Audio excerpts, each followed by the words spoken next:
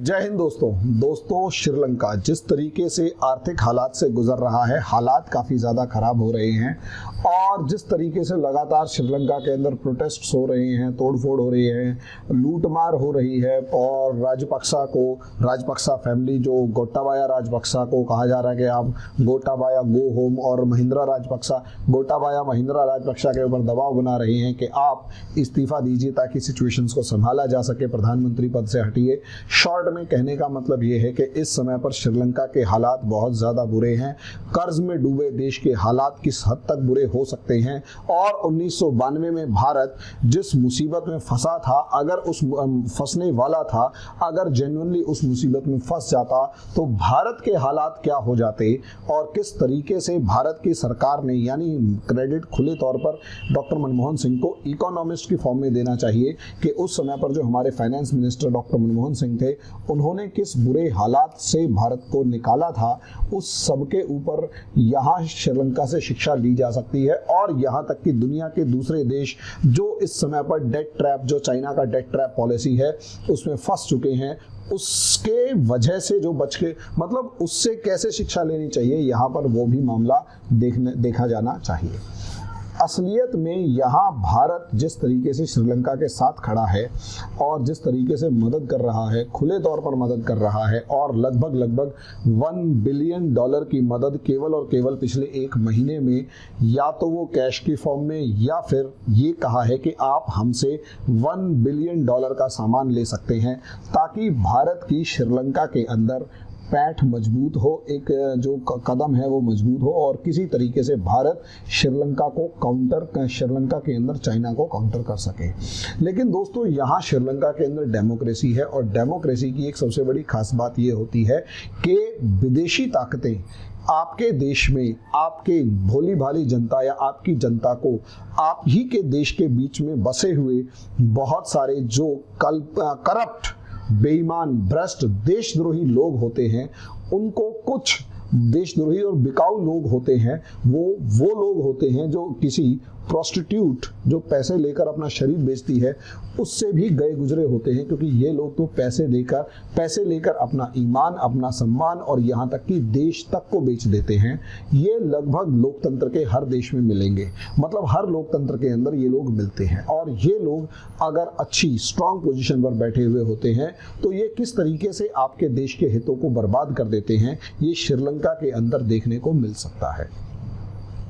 ये टॉपिक शुरू करूं लेकिन उससे पहले छोटी सी एक रिक्वेस्ट कि अगर आप लोगों को मेरा ये वीडियो पसंद आता है तो मेरे चैनल को लाइक करें, सब्सक्राइब करें, शेयर करें, बेल आइकन ज़रूर दबाएं ताकि मेरी ये वीडियो जल्दी से जल्दी आप लोगों तक पहुंच सके। दूसरा दोस्तों, अगर आप लोग IAS PCS की तैयारी करना चाहते हैं तो हमारी स्टडी टेबल जो ऐप है उसे डाउनलोड कीजिए और उसके अंदर जो फ्री टेस्ट सीरीज़ है उसे आप लगा सकते हैं। दूसरा, अगर आप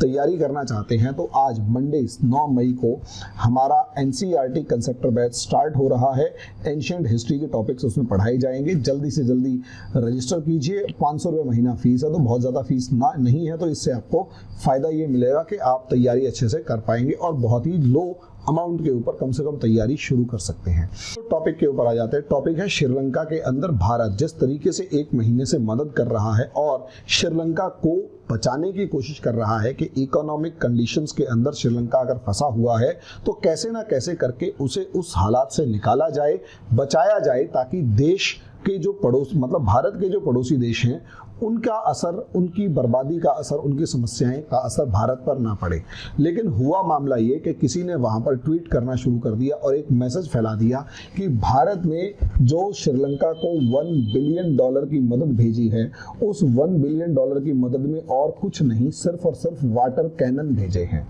वाटर कैनन का मतलब ये कि वो जो पानी की बौछार करने वाली मशीनें हैं वो भेजी हैं ताकि श्रीलंका के अंदर होने वाले विद्रोह को दबाया जा सके और जितनी ताकत से हो सके उतनी ताकत से दबाया जा सके। अब इसका, क्योंकि एक डेमोक्रेसी है, डेमोक्रेसी के अंदर प्रोटेस्ट्स, सरकार और जनता, राजा और प्रजा यूं कहें, सरकार और जनता के बीच में टकराव चलता रहता है और डेमोक्रेसी को सबसे ज़्यादा प्यारा होता है, डेमोक्रेसी के अंदर आम जनता को सबसे ज़्यादा प्यारा होता है उसका freedom of speech and expression. उसकी बातें सुनी जाए सरकार के सामने विरोध विरोध प्रकट करने की उसकी एक जो पावर हो, मतलब उसका जो राइट है उसको ना दबाया जाए। और ऐसे में जिस सरकार के खिलाफ विद्रोह चल रहा होता है, जिस सरकार के खिलाफ प्रोटेस्ट चल रहे होते हैं, अगर उस सरकार को कोई मदद कर रहा होता है तो वो लोग, जो आम जनता है, वो उस देश के खिलाफ भी हो जाते हैं। ऐसी इमेज भारत की बनाने की कोशिश की जा रही है, क्योंकि भारत पिछले 1 महीने से, जब से श्रीलंका के अंदर ये क्राइसिस शुरू हुआ है, भारत मजबूती के साथ श्रीलंका की सरकार के साथ खड़ा हुआ है। और हालात इसका इंप्रेशन सोच कर देखिए कि किसी टाइम के बहुत अपने श्रीलंका के बेस्ट क्रिकेटर जो थे सनथ जयसूर्या, अब भारत के खिलाफ ये कहा गया, मतलब सोच कर देखिए, क्रिकेटर सनथ जयसूर्या ने भी भारत की तारीफ करते हुए ये कहा कि हम जिस तरीके से भारत मदद कर रहा है उसके लिए शुक्रिया। लेकिन अब हालात ये हुए हैं कि भारत का जिस तरीके से श्रीलंका की आम जनता के अंदर एक इमेज बन रहा है, पॉजिटिव इमेज बन रहा है, और जो इंडिया की सॉफ्ट पावर डिप्लोमेसी जो है वो पॉजिटिव रंग लाती हुई दिखाई दे रही है, यहाँ पर एकदम से उसको नेगेटिव में कन्वर्ट करने के लिए एक वायरल मैसेज क्रिएट किया गया और उसमें ये कहा गया कि भारत जो है वो वाटर कैनन भेज रहा है। ये असलियत में यही चीज़ होती है जो किसी भी डेमोक्रेसी को बर्बाद करके रख देती है, क्योंकि श्रीलंका को चाइना ने तो मदद देनी बंद कर रखी है, और चाइना ये कभी भी चाहेगा ही नहीं कि श्रीलंका कैसे भी करके उसके डेट ट्रैप से निकले, और चाइना ये भी नहीं चाहेगा कि श्रीलंका को भारत मदद करके भारत उसमें अपना इन्फ्लुएंस बढ़ाए। तो और चाइना बिना मदद किए भारत की इस इन्फ्लुएंस को या इस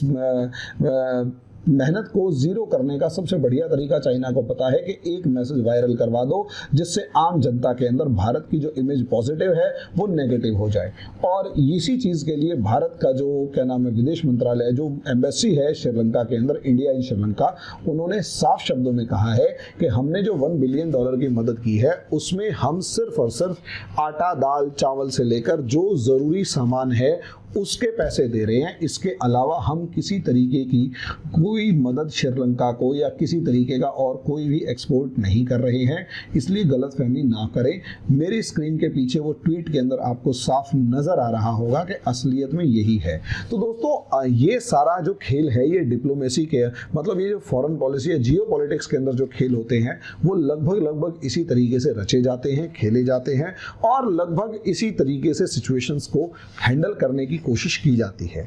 आपको इस मामले में और क्या कहना है? अच्छा, एक चीज़ और, श्रीलंका के अंदर खेल ये भी चल रहा है कि गोटाबाया राजपक्सा जो हैं इस समय पर महिंद्रा राजपक्सा को साफ कह चुके हैं कि आपको प्रधानमंत्री पद से त्यागपत्र देना है और एक कोalition गवर्नमेंट, सभी दलों की मिलीजुली सरकार बनाई जाएगी ताकि इस मुसीबत से निपटा जा सके। अब यहाँ भारत का तो देखिए बहुत ज़्यादा सा रोल डायरेक्ट है नहीं, भारत चुपचाप, भाई ये बिल्कुल ऐसा ही है जैसे पड़ोसी के घर में कलेश हो रहा है और पड़ोस के अंदर खूब वो लोग एक दूसरे के साथ गाली गलौज कर रहे हैं, सब चीज़ें कर रहे हैं, और भारत पड़ोस में खड़ा होकर, मतलब आप पड़ोस में खड़े होकर उनको सिर्फ ये कह रहे हैं भाई शांति रखो, शांति रखो, शांति रखो। और उनके जो बच्चे हैं इस समय पर भूख से मर रहे हैं या समस्या में हैं, उन सब बच्चों को साइड में बिठा के कहा, बेटा तुम्हारे बड़े जो है तुम्हें खाना पीना और सब चीज़ें हम प्रोवाइड कर देते हैं, ये लो। बस ये सिचुएशन है और कुछ नहीं है। भारत वहाँ बहुत ज़्यादा कुछ नहीं कर रहा, सिर्फ अपनी एक सॉफ्ट पावर डिप्लोमेसी को दिखाने की कोशिश कर रहा है। आगे जो होगा वो वक्त बताएगा। अभी के लिए इतना ही, धन्यवाद।